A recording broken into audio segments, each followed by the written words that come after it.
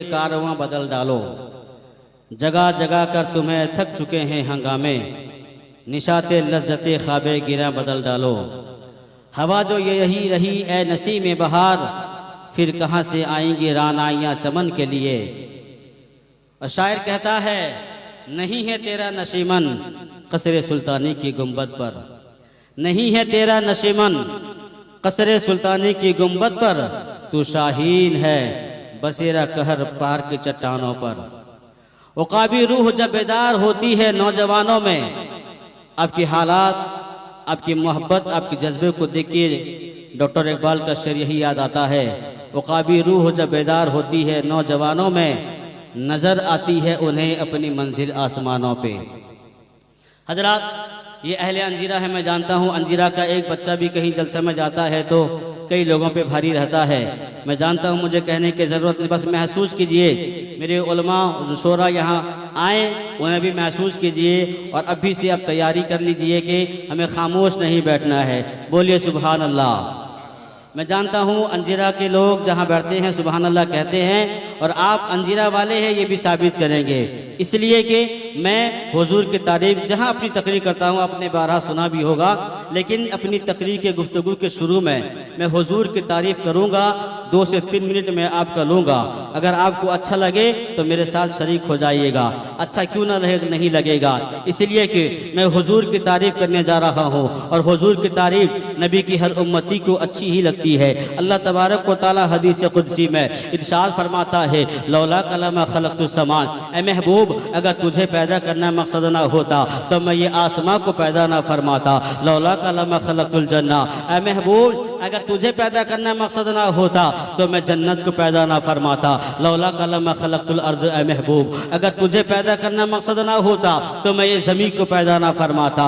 अगर समेट कर मुख्तसर में कही जाएगी तो बात ये होगी, ए महबूब मैंने सारी कायनात को मैंने तेरे लिए पैदा फरमाया है, सारी कायनात को मैंने तेरे लिए पैदा फरमाया है। लेकिन खिताबत के जुमले में अगर मैं फैला के कहूँगा तो बात ये होगी, ए महबूब मैंने सूरज बनाया है, सूरज तो मेरा है लेकिन कब्जा इस पे तेरा चलेगा। ए महबूब चांद तो मेरी है लेकिन चांदनी इस पे तेरी सलामत रहेगी। ए महबूब कहकशां तो मेरे हैं लेकिन चमक इसमें तेरी बाकी रहेगी। और बात को फैला कर कही जाए तो बात ये होगी, ए महबूब जिब्राइल तो मेरा है खादिम वो तेरा है, इसराफिल तो मेरा है खादिम वो तेरा है, मिकाइल तो मेरा है खादिम वो तेरा है, इजराइल तो मेरा है खादिम वो तेरा है। और बात को फैला के कही जाए तो बात ये होगी, ए महबूब आदम तो मेरा है नबूवत का ताज उस पे तेरा है, शीश तो मेरा है नबूवत का ताज उस पे तेरा है, ज़करिया तो मेरा है नबूवत का ताज उस पे तेरा है, यहिया तो मेरा है नबूवत का ताज उस पे तेरा है। और फैला के कही जाए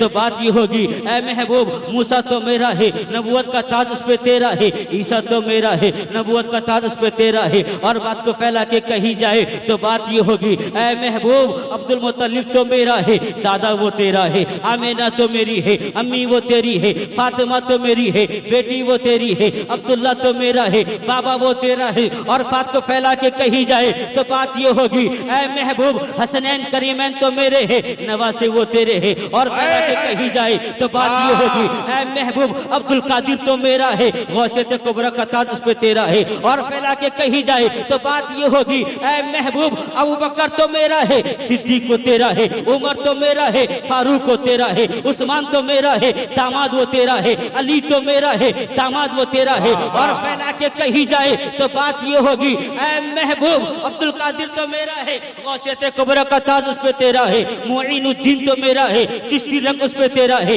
निजामुद्दीन तो मेरा है महबूबियत का ताज उस पे तेरा है, साबिर तो मेरा है सब्र का ताज उस पे तेरा है। और फैला के कही जाए तो बात ये होगी, ए महबूब 14वीं सदी का अहमद रजा तो मेरा है, आशिक वो तेरा है, धामनगर का हबीबुर रहमान तो मेरा है, हबीबी ताज उस पे वो तेरा है।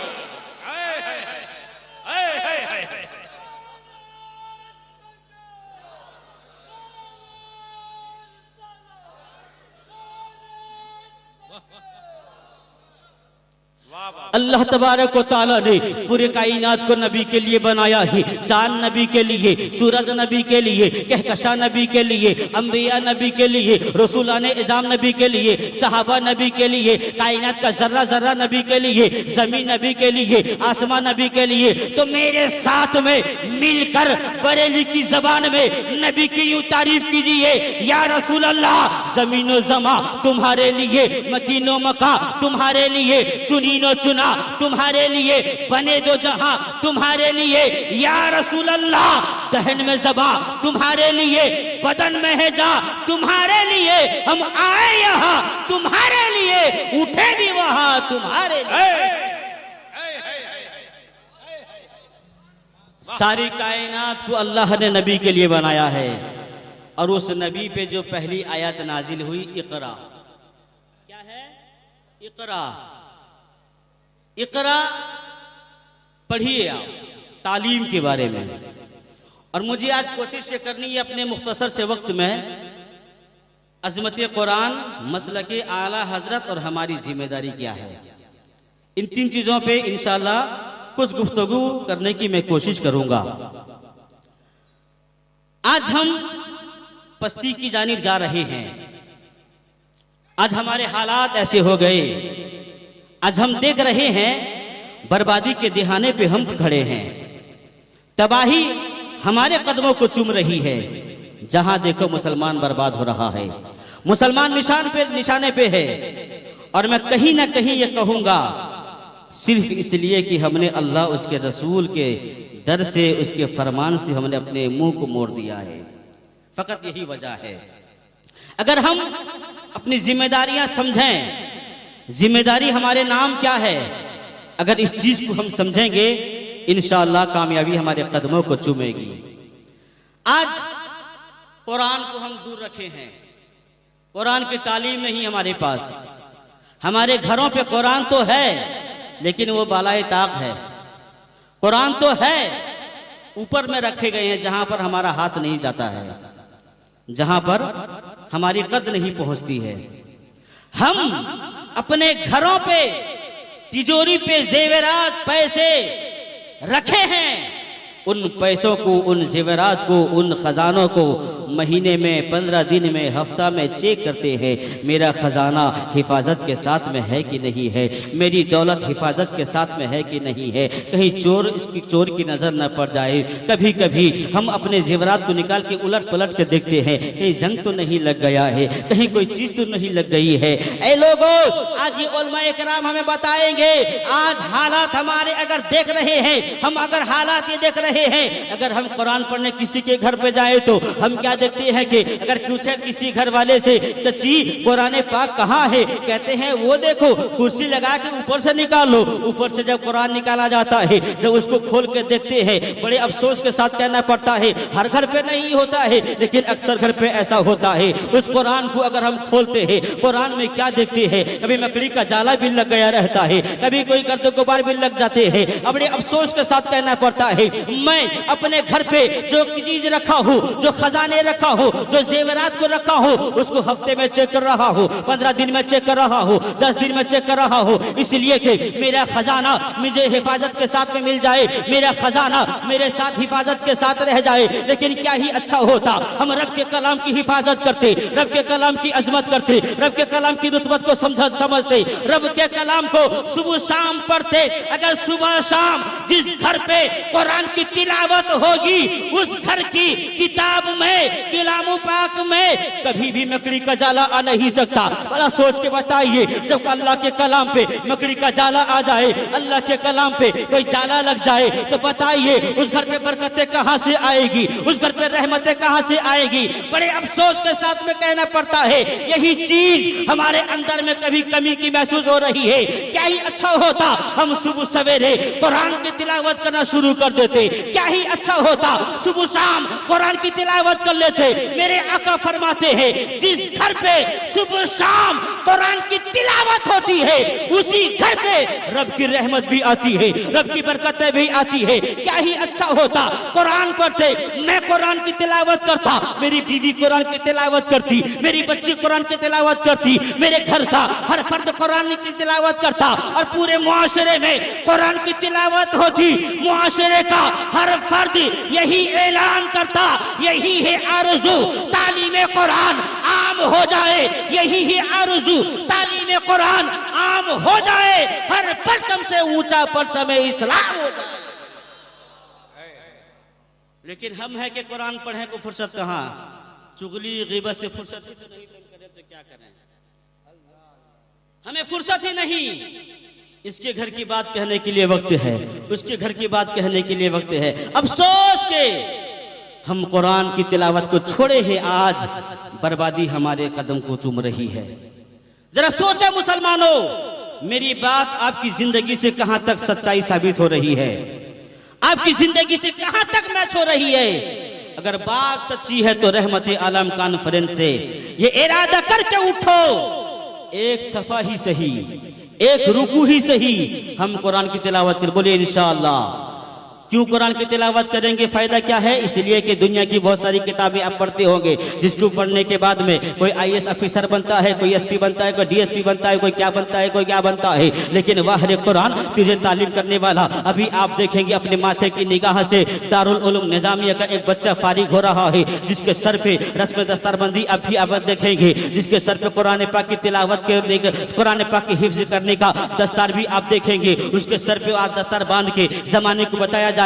मैट्रिक पढ़ने वाले तो बहुत बच्चे कामयाब होते हैं, प्लस टू पढ़ने वाले तो बड़े लोग कामयाब होते हैं, लेकिन याद रखना प्लस टू पढ़ने वाले को ये एजाज नहीं दिया जाता है, तो मैट्रिक पढ़ने वाले को ये एजाज नहीं दिया जाता है। इसलिए कि मैट्रिक पढ़ने वाला बच्चा इनकलाब जमाने में पैदा नहीं करता है, स्कूल में पढ़ने वाला बच्चा इनकलाब पैदा नहीं करता है। दुनिया ये जानती है कि अगर इनकलाब पैदा करना ही है तो याद रखना मदरसा में जो बच्चा पढ़ता है, दीनी तालीम हासिल करता है, वो इनकलाब बर्पा कर देता है। एक बस्ती पे आलिम दिन रहे, वो हंगामा बर्पा कर देता है। इसलिए कि एक आलिम दिन अपनी जिम्मेदारी को समझा रहा है, आपकी इमामत भी कर रहा है, आपके फराइज को अंजाम दे रहा है, आपकी बातों को आपके सामने रख रहा है, आपके तमाम मसाइल को भी हल कर रहा है। इसलिए कि आप दुनिया वालों से पूछो, ए दुनिया वाले तुमने भी तालीम हासिल किया है, डॉक्टर तू भी तालीम हासिल किया है, इंजीनियर तू भी तालीम हासिल किया है, प्रोफेसर तू भी तालीम हासिल किया है, लेकिन तालीम हासिल कर लेने के बाद में हमने कभी नहीं देखा कि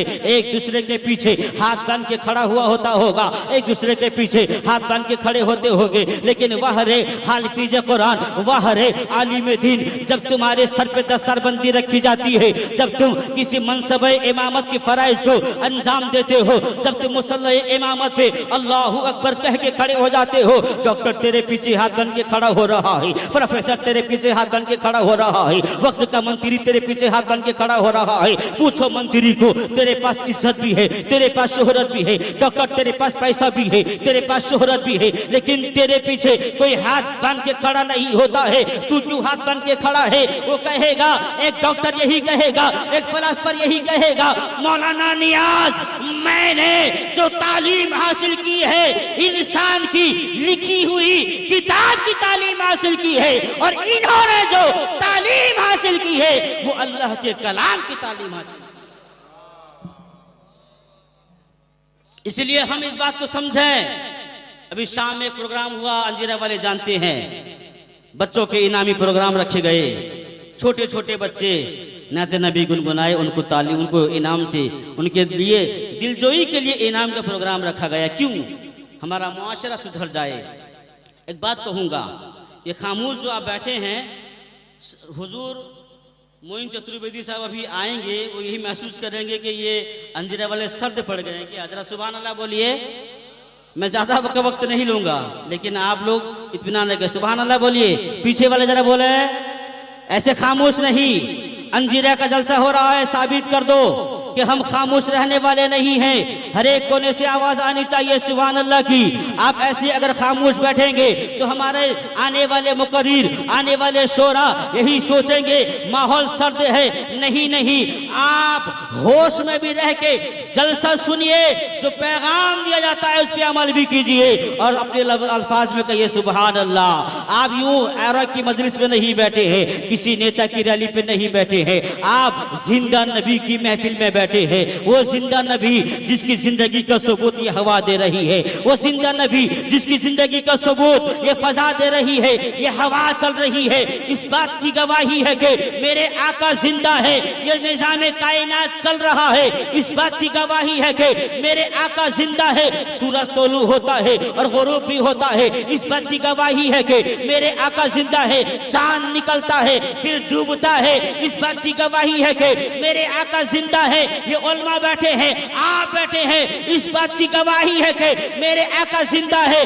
तो मेरे साथ में मिलकर ये हाथ उठा के ऐलान करो या रसूल अल्लाह, हमारी सुबह जिंदा है, हमारी शाम जिंदा है, हमारी सुबह जिंदा है, हमारी शाम जिंदा है, हमारे दिल की तख्ती पे नबी का नाम जिंदा है।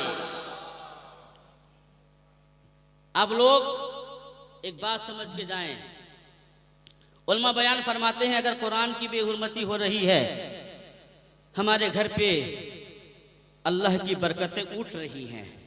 इस बात को बड़ी गौर से समाप्त फरमाइएगा। मसले पे बताने की कोशिश कर रहा हूं। हुजूर अल्लामा मुसन्निफ़े बहरे शरीयत अल्लामा अमजद अली अलैहि रहमा फरमाते हैं, हुजूर बहरे शरीयत फरमाते हैं, सदरुल शरीयत फरमाते हैं कि किताब जो अरबी इबारत में किताब कुरान शरीफ है, इस अरबी इबारत की किताब पे तर्जमे वाली किताब को नहीं रख सकते। बात समझ में आई? हम जिस किताब को कुरान शरीफ जो अरबी में लिखी गई है और एक किताब ऐसी है जिसमें अरबी इबारत के साथ में उसमें उर्दू के तर्जमे लिखे गए हैं, तफसीरें लिखी गई हैं, कंजुल ईमान कहते हैं गालिबन, है ना? गालिबन नहीं, कंजुल ईमान ही कहते हैं। हम जिसको पढ़ते हैं उसे कंजुल ईमान कहते हैं। तर्जमे वाली किताब को अरबी, जिसको खालिस अरबी इबारत लिखी गई है, उस अरबी वाली कुरान पे नहीं रख सकते। ये मसला है। अब यहां से मैं आपको एक पैगाम देना चाहूंगा।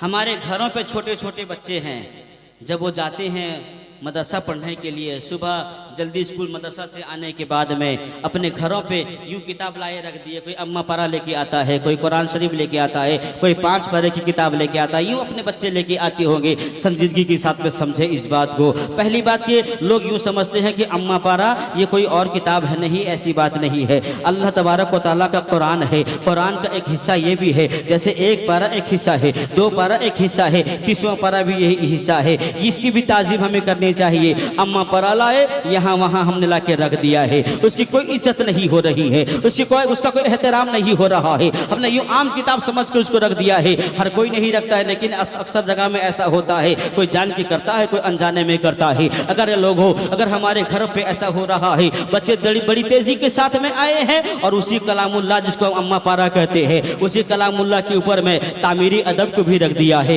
ये सन्नल कुरान को भी रख दिया है, अपनी कापी को भी रख दिया है, दीगर किताबों को भी रख दिया है। बच्चे नहीं जानते अरबी किताब है कि उर्दू किताब है, बच्चे नहीं जानते इसकी अजमत क्या है नहीं है। हम तो जानते हैं। बच्चे स्कूल जाने के चक्कर में जल्द अज जल्द ऐसा काम करके चले जाते हैं। ऐ लोगों, जरा छोटी छोटी बात आपको हो सकती है, जलसे में ऐसी बात नहीं कही जाती है, लेकिन मैं आपको इसलिए कह रहा हूँ, अगर मेरे घर पे बर्बादी आ रही है, मेरे घर पे बरकतें उठ रही है, कहीं ऐसा ना हो यही एक वजह हो जिसकी वजह से मेरे घर से बरकतें उठ रही हो, जिसकी वजह से मेरे घर पे परेशानी उठ रही हो। इसलिए जब तर्जमे वाले कुरान को और कुरान जो खालिस अरबी में है उस सहीफे पे हम रख नहीं सकते, तो दुनिया की उर्दू की किताब को कैसे हम रख सकते हैं, कोई कापी को कैसे रख सकते हैं। इसलिए हमारी जिम्मेदारी है कि हम अपने घरों के बच्चों को अज़मत कुरान बताएं और उनकी ताकीद भी करें और देखभाल भी करें कि ऐ बच्चे, कलामुल्लाह पे कोई किताब नहीं रख सकते, हर किताब पे इस किताब को रख सकते हो।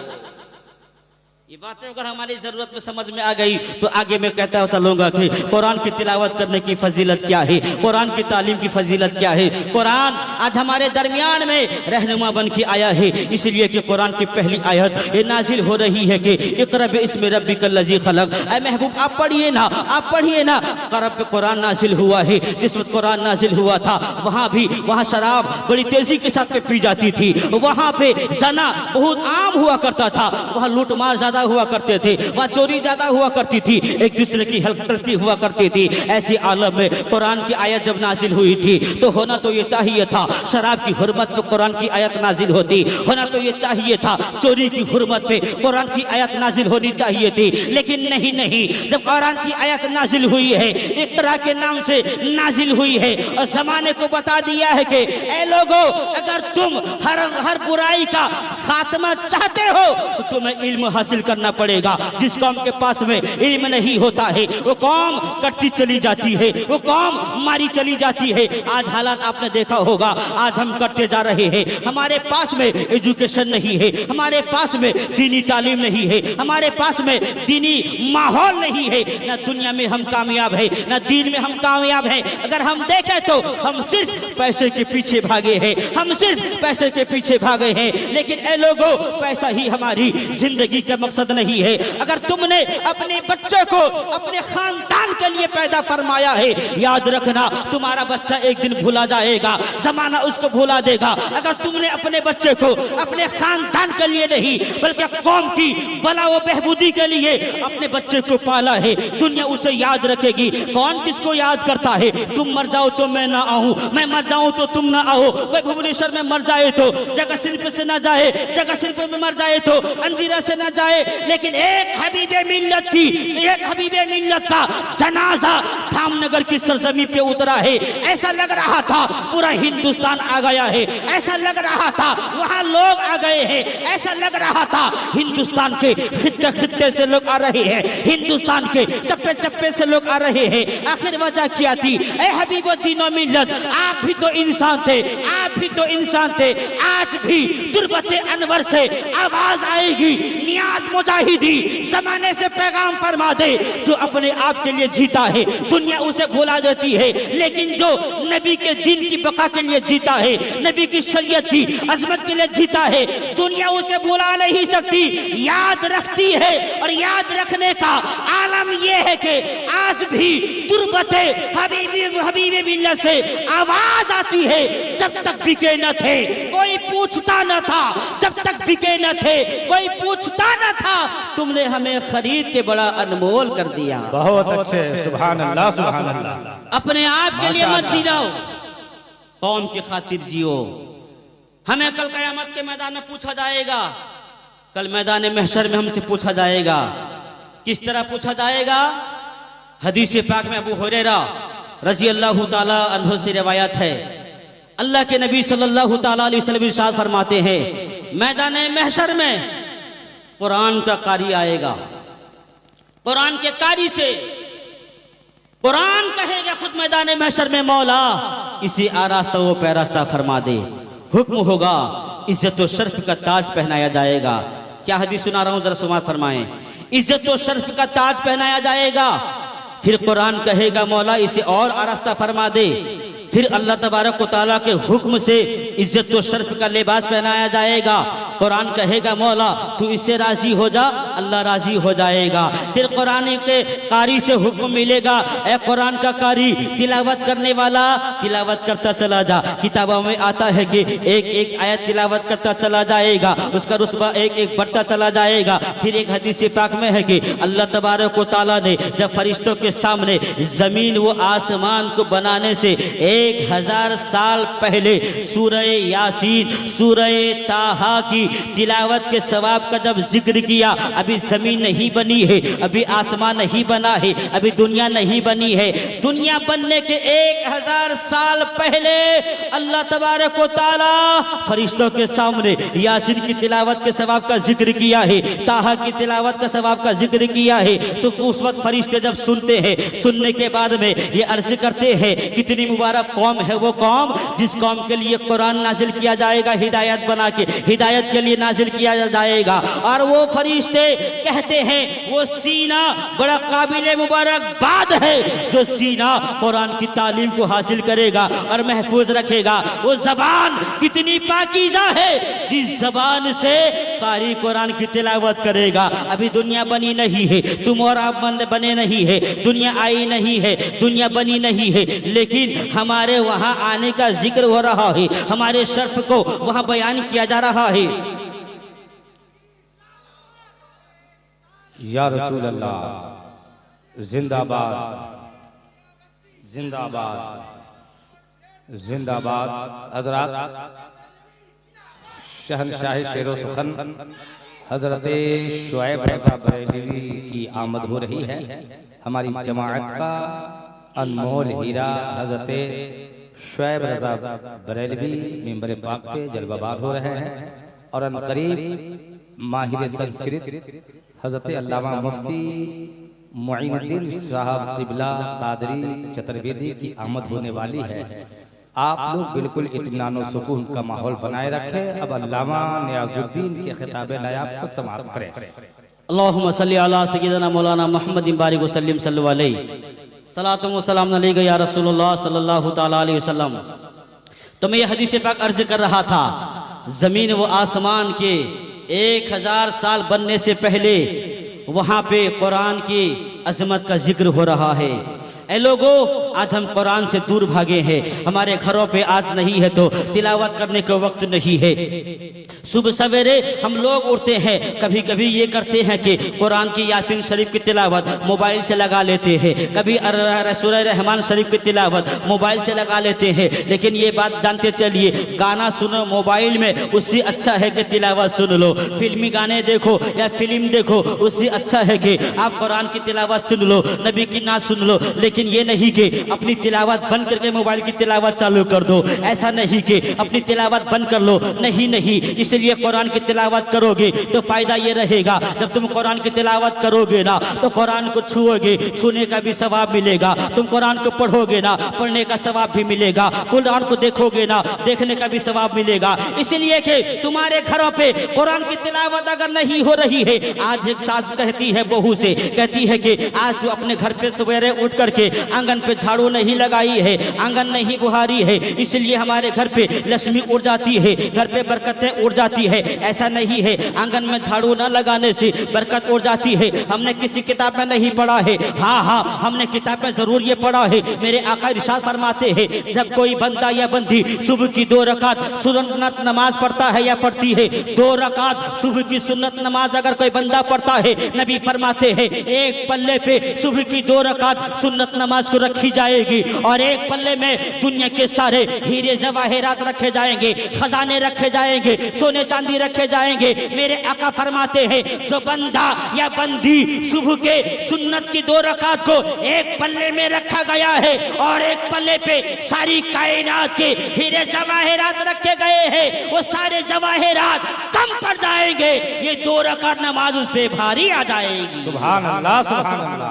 हम अपने घरों पे ये न कहें कि अगर आंगन में झाड़ू नहीं लगाई है बरकतें उड़ रही है, क्या ही अच्छा होता एक माँ अपनी बेटी की ताकीद करती, सुबह सवेरे नमाज अदा कर ले। एक सास एक बहू की ताकीद करती कि तू सुबह सवेरे झाड़ू देने से पहले नमाज पढ़ ले, झाड़ू लगाने से पहले कुरान की तिलावत कर ले। आका फरमाते हैं जिस घर पे रब की कुरान की तिलावत नहीं होती वो घर बेनूर बन जाता है, बरकतें उड़ जाती है, रहमतें उड़ जाती है। उसी घर पे बर्बादी आती है, उसी घर पे बीमारी आती है, उसी घर पे तंगदस्ती आती है। आमदनी ज्यादा है लेकिन आमदनी ज्यादा है लेकिन खर्च भी ज्यादा हो रहा है। ऐ लोगों, अपने माहौल को सुधारो। और मैं मुआशरा कह रहा था कि मसलक की आला हजरत इस जमाने में पैगाम हमको क्या देता है? मसलक की आला हजरत हमें ये पैगाम देता है मुस्तफा से मोहब्बत कर लो, मुस्तफा से मोहब्बत कर लो। यही एक जरिया है, नजात का जरिया है। दुनिया में कामयाब रहोगे, आखिरत में कामयाब रहोगे। यही नजात का जरिया है,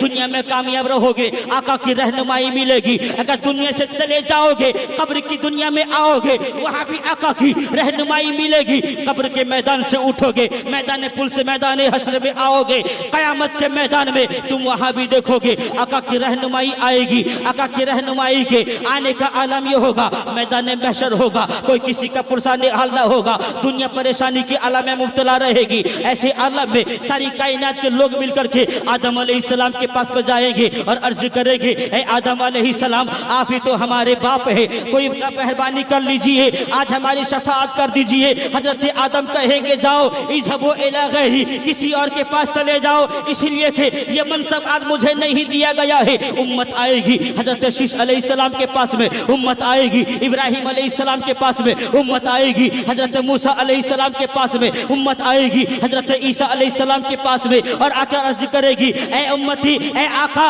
ए नबी, हमारी रहनुमाई फरमाइए, हमारी शफाअत कर दीजिए। हर एक ने कहा है कि इज़हबू इला गैरी, इज़हबू इला गैरी, आप क्या कहते हैं? आप कहेंगे, ईसा अलैहिस्सलाम कहेंगे, आज ये मनसब मुझे अता नहीं किया गया है, किसी और को अता किया गया है। कैसे जाएंगे? कहाँ दुखड़ा सुनाएंगे? कहाँ जाएंगे? किसे फरियाद सुनाएंगे? कौन है जो हमारी रहनुमाई करेगा? ज़मीन तांबे की हो चुकी है, आसमान सर पे आ चुका है, सूरज सर के ऊपर आ चुका है, पसीने से शराबोर है, कौन हमारी रहनुमाई करेगा?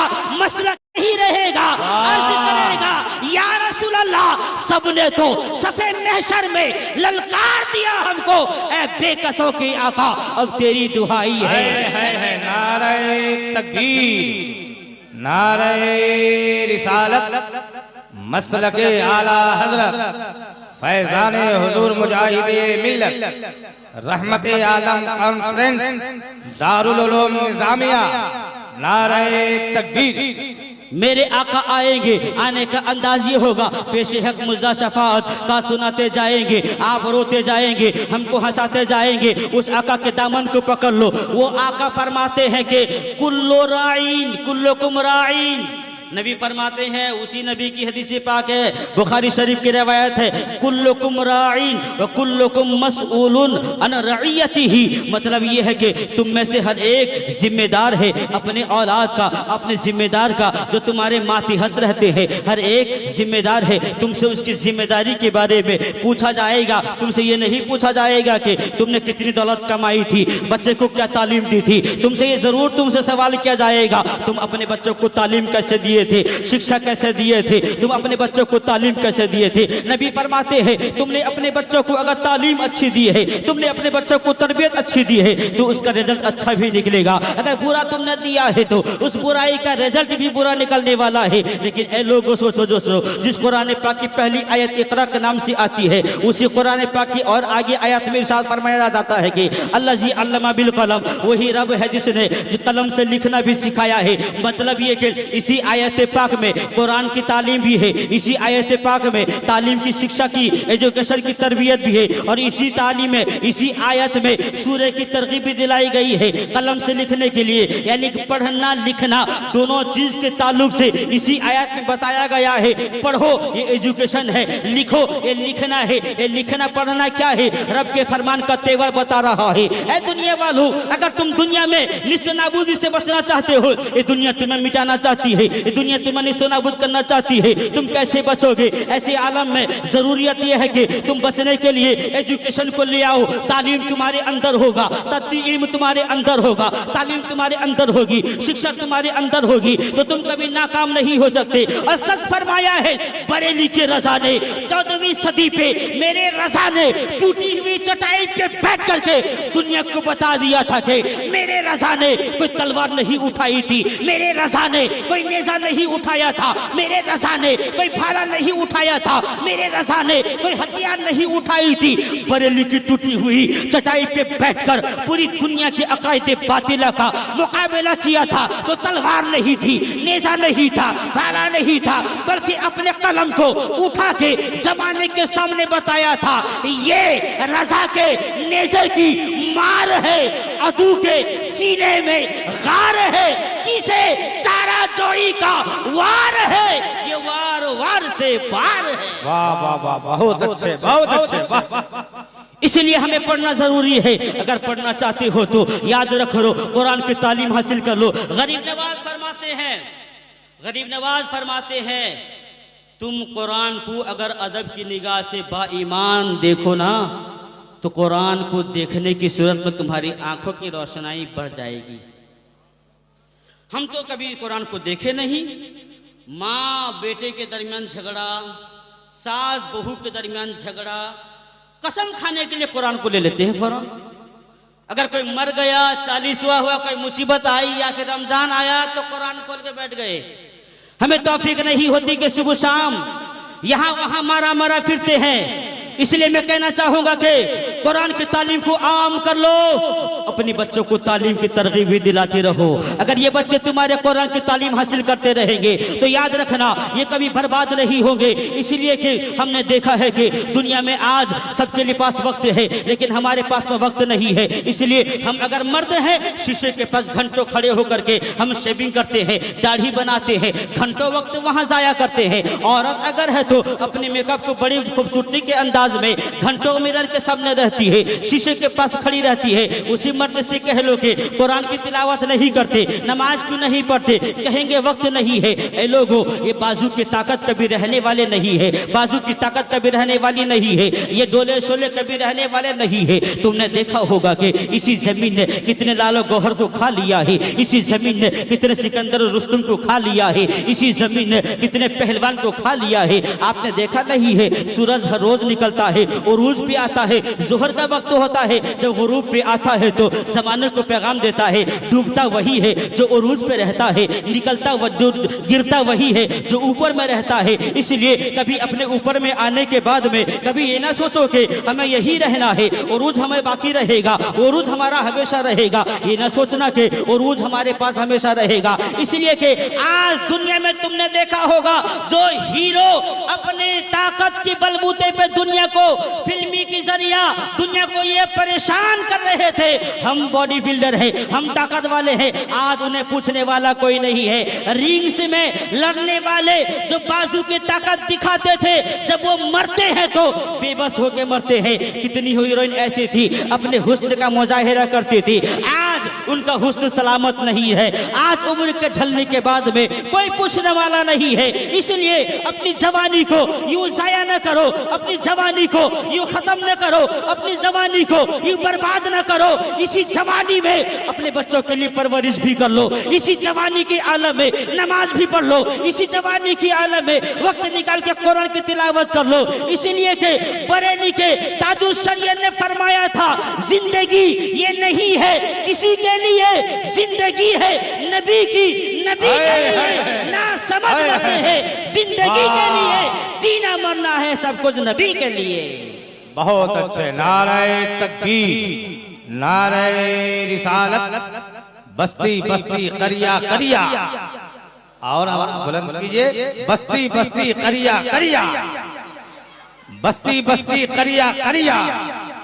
रहमत आलम कॉन्फ्रेंस, दारुल उलूम निजामिया अंजीरा बस्ती, नारे तकबीर। हालात बड़े पुरफतर माहौल से वक्त गुजर रहा है, दुश्मन हमारे चारों जानिब है। जो कलमा पढ़ते हैं वो भी हमारे दुश्मन है, जो कलमा नहीं पढ़ते वो भी हमारे दुश्मन है। जो कलमा नहीं पढ़ते हैं खुले आम आके चैलेंज कर रहे हैं, लेकिन जो कलमा पढ़ते हैं, जिन्हें वहाबी देवबंदी हम कहते हैं, ये वहाबी देवबंदी आज कलमे की शक्ल में आके हमें फरिफ्ता कर रहे हैं। कहते हैं कि नो डिमांड करके बच्चियों को ले जाएंगे, शादी रचा देंगे। और मेरी सुन्नी कौम का मर्द मुस्लिम भी होता है, वो सोचता है कि मेरी 3-4 बेटियां हैं, मैं कहां से लाके शादी करूंगा, मैं शादी यूं नहीं करूंगा, मैं दे देता हूं। नो डिमांड करते हैं, कोई पैसा नहीं मिलेगा, वहां दे देता हूं। ऐ लोगों, अपनी बेटियों का यूं सौदा न करो। मसलक की आला हजरत तुम्हें ये पैगाम देता है, न देवबंदी के घर से बेटी लाया जाए, न देवबंदी के घर पे बेटी दी जाए। बल्कि मैं एक ऐलान ये भी करूंगा, ये वहाबी, ये देवबंदी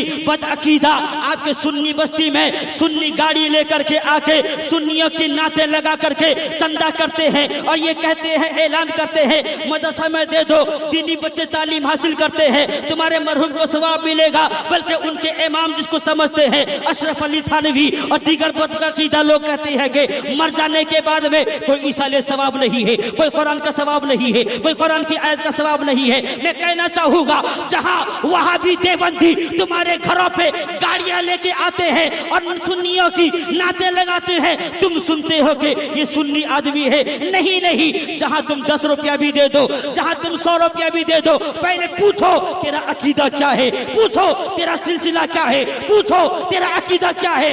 अगर मसलक आला हजरत का है तो उसे सीने से लगा देना, गद्दारी रसूल है तो ठोकर मार के कहना चल हट जा, वादी रजा की कोहे हिमालय रजा का है, जिस समत देखिए वो इलाका रजा का है। हाय हाय हाय, सुभान अल्लाह, वाह। इसलिए आप इस पैगाम को नश्र कीजिएगा। इसलिए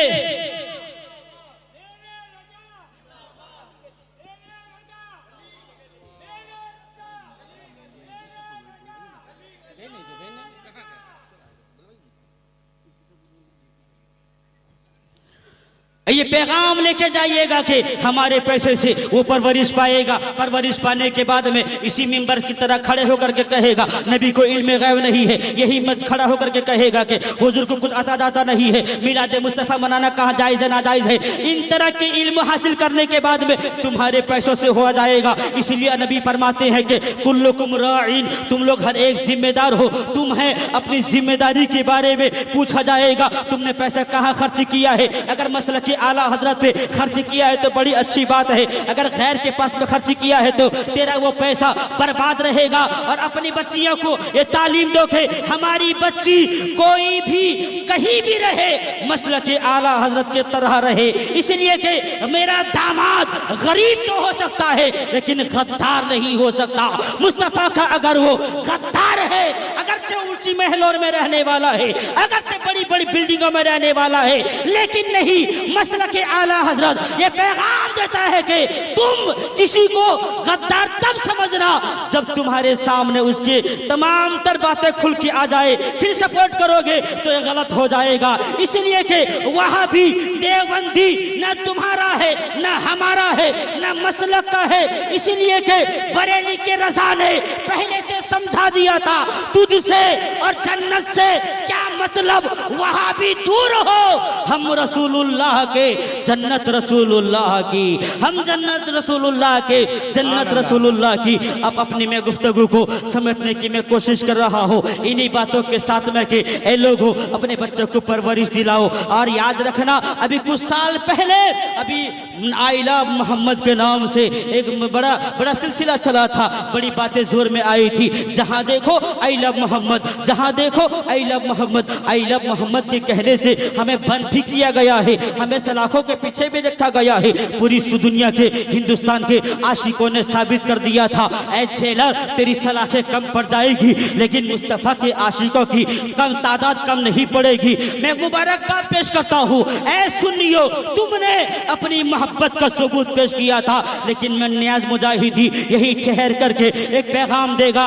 आई लव मोहम्मद सलाखों पे कहने के लिए वो बड़ी बात तो हो सकती है, लेकिन उससे बड़ी बात यह है कि आई लव मोहम्मद तब कहो जब आसान हो रही होगी, तुम्हें कोई बुलाए आओ बाजार में घूमने जाते हैं, कहते कह दे देना I love Mohammed, I love Mohammed. दुनिया पूछे तो कहना कि मैं नबी से मोहब्बत करता हूँ, नबी की फलान नबी के लिए मैं मोहब्बत करूंगा तो नबी के लिए नमाज पढ़ूंगा, नबी के लिए आंखों की ठंडक की नमाज है। अगर मेरे घर पे अगर दहेज की बात चले, गरीब बेटी के यहाँ मैं रिश्ता करूं, अगर कोई कहे डिमांड में क्या चाहिए, कह देना आई लव मोहम्मद। कहेगा तो आखिर बात क्या है, कहेगा इसलिए कि मैं नबी से मोहब्बत करता हूँ, इसलिए मैं दहेज नहीं लूंगा, दहेज लेना हराम है, मैं दहेज नहीं लूंगा।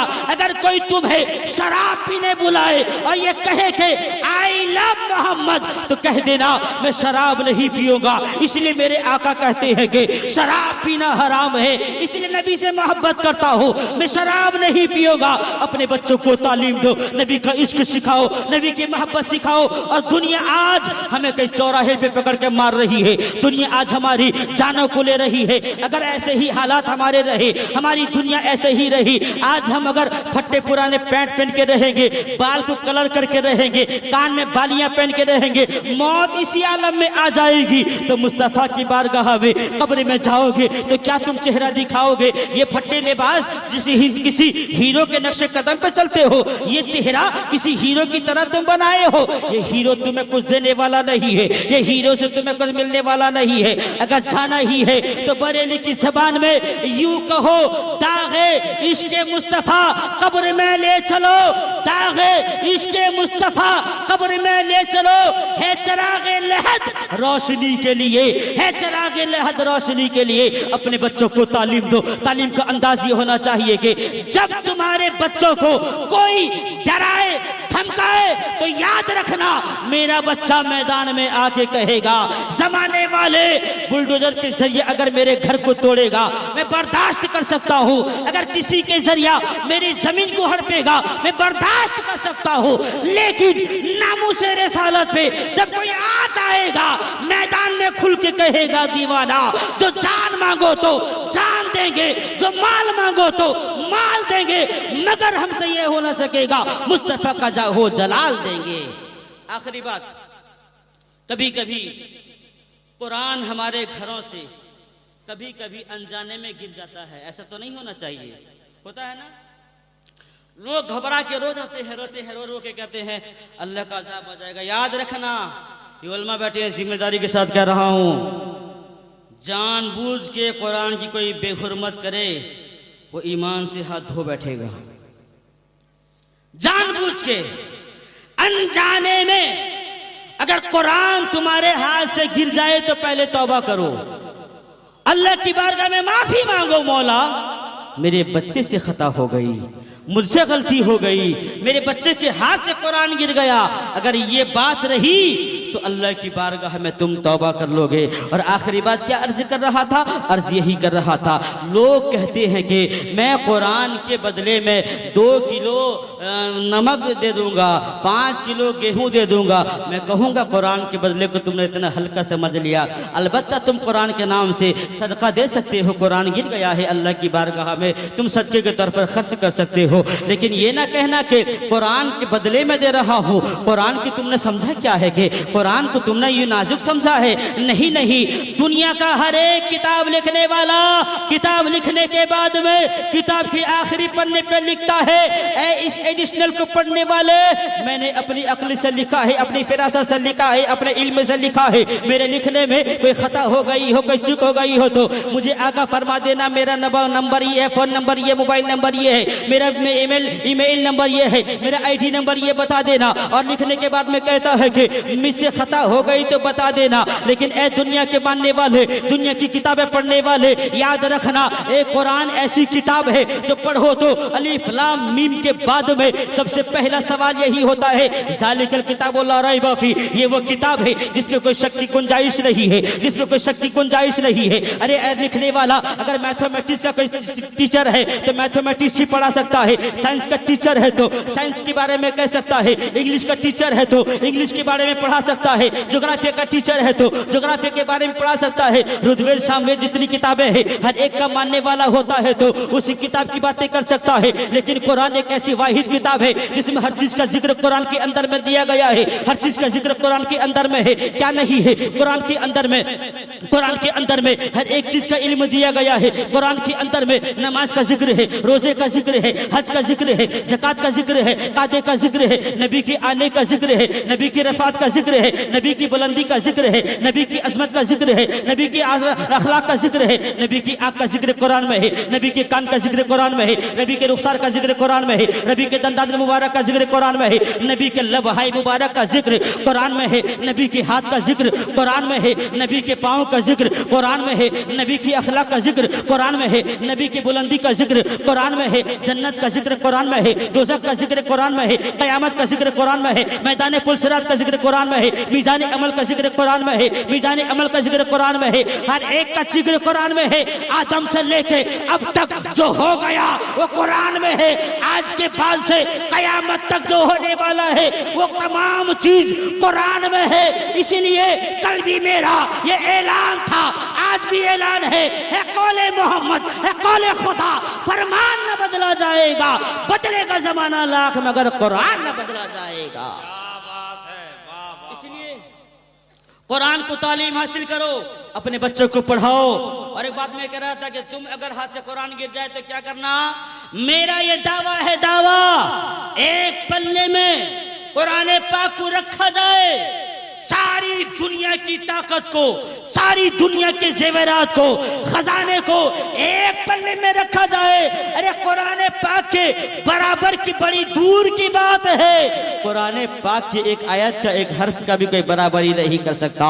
इसलिए कुरान सीखो, कुरान पढ़ो, अपने बच्चे को तालीम दो। मेरा बच्चा अगर कुरान का कारी रहेगा, कल मैदान महशर में नबी फरमाते हैं जिसका बच्चा कारी रहेगा, जिसका बच्चा कुरान का तिलावत, कुरान की तिलावत करने वाला रहेगा, मैदान महशर में उसके माँ बाप को बड़ी इज्जत से नवाजा जाएगा। दुनिया में हम बर्बाद हो रहे हैं, कुरान की तिलावत सीखेंगे, इंशाअल्लाह सुबह शाम कुरान की तिलावत करेंगे। एक सफा ही हो, एक रुकू ही, माए बहनें आप भी सुन रही हैं, आपसे मैं मुखातिब हूं, एक रुकू ही सही, एक सफा ही सही, लेकिन हम कुरान की तिलावत करेंगे। अपने बच्चों को हम पाते हैं बड़ी उम्मीदों के बाद में, अपने बच्चों को बड़ी तावीज़ों के बाद में, बड़े मज़ारात जाने के बाद में, बड़ी दुआएं करने के बाद में अपने बच्चे को हम पाते हैं। लेकिन अपने बच्चों को पाने के बाद यूं बर्बाद न करो। कल मैदान महशर में तुमसे पूछा जाएगा तुमने जिम्मेदारी कैसी निभाई थी। अगर तुम्हारी जिम्मेदारी अच्छी होगी, मैदान महशर में इज्जत और शर्फ से तुमको नवाजा जाएगा। अगर तुमने आवारा छोड़ दिया है, अपने बच्चों को यूं आवारा छोड़ दिया है, जो बाल कलर करके घूमते हैं, जो बाल हीरो की तरह मॉडलिंग करके घूमते हैं, महफिल में आए तो सर पे टोपी नहीं है, मस्जिद जाए तो वहां चिल्लाने लगे, मुरब्बी खड़े हो तो बदतमीजी करने लगे, बात करे बड़े से तो बड़ों की बात करने की तमीज ना रहे। ऐसी औलाद, तुम जिम्मेदारी, तुम्हारी जिम्मेदारी है औलाद को अच्छे बना दो। अच्छे बनाने के बाद में अपने बच्चे को इस तरह बनाओ कि तुम्हारा बच्चा गली से चला जाए तो कहे फला का बच्चा कितना मुअद्दब जा रहा है, कितना मुहज़्ज़ब जा रहा है। इसलिए मैंने ये चाहा कि ये बातें आपके सामने रखो, अज़मत कुरान तुम्हारे सामने रखो और मसलक आला हजरत को तुम्हारे साथ रखो और इन माहौल में अपनी जिम्मेदारी भी तुम्हारे साथ रखो। इसलिए अपने बच्चों के कोई रिश्ता बदअकीदों के घर पे न करे, न वहां से बेटी लाए, न वहां पे बेटी दे, न उनके घर से ज़बीहे का गोश्त लाए और ना ही पिला करके पाली में मौलाना को खिलाए। ये भी नहीं करना चाहिए। अगर तुमने किसी बदअकीदे की ज़बाह ला करके तुमने पाली में खिलाया है, इसके जिम्मेदार तुम बनोगे। हम सब के घर पे नहीं जाते कि कौन कहां से ज़बीहा का गोश्त लेके आ रहा है, ऐलान आम है। इसलिए कोई वहाबी देवबंदी बदअकीदे की ज़बाह किया हुआ गोश्त लाके न किसी आलिम को दे, न खुद खाए, न किसी और को खिलाए। मेरे आका फरमाते हैं जो चीज अपने को नापसंद हो दूसरे के लिए भी वही होनी चाहिए। इसलिए तुम भी नापसंद करो। अगर गोश्त नहीं खाएंगे तो हम मर नहीं जाएंगे, बल्कि हम सादा भी खा के रह सकते हैं, लेकिन ईमान चला जाएगा फिर नहीं आने वाला। इसलिए बरेली की ज़बान में मेरे साथ मिलके कहो, या रसूल अल्लाह, हम गुनहगार हैं, हम खताकार हैं, हम सियाकार हैं, हम शियार हैं, लेकिन हमारा ऐलान ये है कि तुम्हें जाना, तुम्हें माना, न रखा गैर से काम। लिल्लाहिल हम्द। मैं दुनिया से मुसलमान गया। अस्तगफिरुल्लाह रब्बी मिन कुल्ली ज़ंबी व अतूबु इलैहि। अस्सलाम।